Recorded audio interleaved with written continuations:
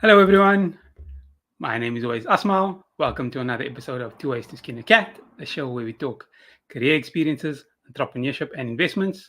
The main aim is to show that there's more than one way to be successful other than just climbing the corporate ladder. This is a surprise stream. I'm trying to see how this performs compared to those that have been pre scheduled. We are live on LinkedIn and YouTube, and the show will be available on podcast by tomorrow. So if you are watching, don't forget to like, subscribe, and click on that notification bell to get automatically notified when the next episode comes out. Now, if you're watching live, drop a one in the comments so that I know I'm not talking to myself. Drop a two in the comments if you're watching the recording. Today, I'll be discussing how we can assess a company's reputation when applying for a new job. I'll also discuss a few tips of what else you can do, so that might help you going forward. So, for context, I've worked at quite a few different employers and I've learned a few things along the way. It's important to remember when applying for a job, although the company is assessing you, you should also be assessing them because you are tying your reputation to theirs. I remember one of my friends was working for an advisory company that was implicated in the Gupta scandal. She struggled after that to find a job for a while because her most recent experience was with this company. So on her CV, the company name was on the top. Even though she didn't work in the department implicated in the scandal, potential employers always looked negatively at it. Since then, my friend has had a successful career, but to this day, that part of her career is not on a LinkedIn profile to avoid unnecessary questions from potential business partners and employers. When you go for an interview, you should be asking them questions about the business. Remember that you are interviewing them as well. For example, what are the plans for growth of the company? What opportunities do they see for you to grow within the company? Do they pay for training? This also gives you more evidence when looking for red flags because you have to start looking for red flags. It's not going to always be obvious. Try to ask people who work there for advice. They might not specifically or explicitly tell you something's wrong, but they give you clues. I remember when I had a bit of a bad experience at at a job that I worked for. I remember talking to someone before I joined the company, and when I asked them, when I think about that conversation that I had, I remember when I asked a certain question, the person paused and they said something that seemed slightly off, but it wasn't obvious and it didn't make sense. But only after I worked there for a month or two and I started thinking back at that moment, and then I realized they were trying to warn me, but they didn't want to say it directly. So there's also certain things that you need to look for because obviously they don't want to negatively affect their job.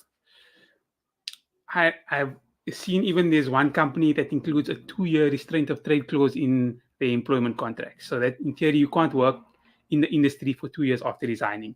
Now, if that's not a red flag, then I don't know what is. But that same company has a reputation for preferring to employ foreigners because their salary requirements are cheaper than locals. I've even heard instances of them holding the foreigners' passports as a way of keeping control over them. I mean, that's just cruel.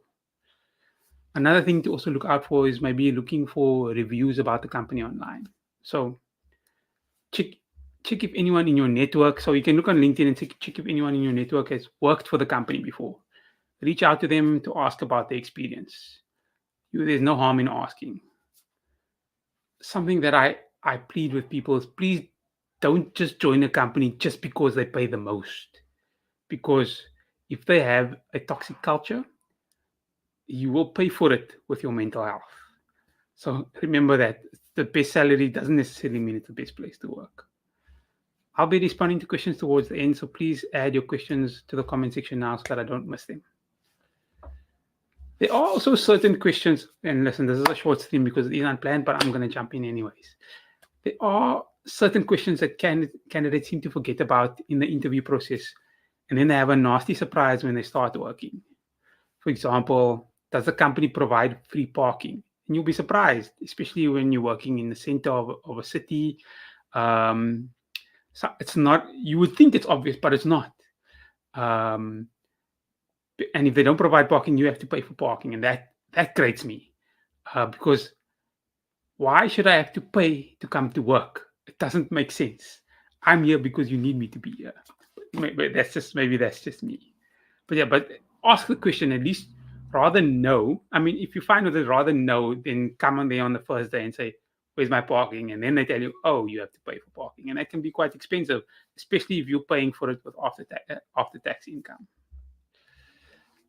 Another important question to ask is whether the company covers the cost of annual member subscriptions to SICA or SIPA or CFA. You might come from a company where this is the norm, but it might not be the norm at other companies. So it's important to ask these questions during the interview process. Don't always assume that just because this is the way your previous company dealt with things, that the new company is going to deal with things. Yes, it's not the case.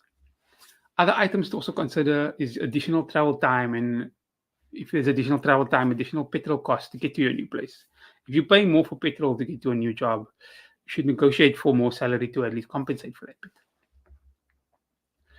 Another thing to think about is this new company may have a pension or retirement fund, and your previous company may not have had those, or you might have been on a contract that made you not eligible for that in your previous company.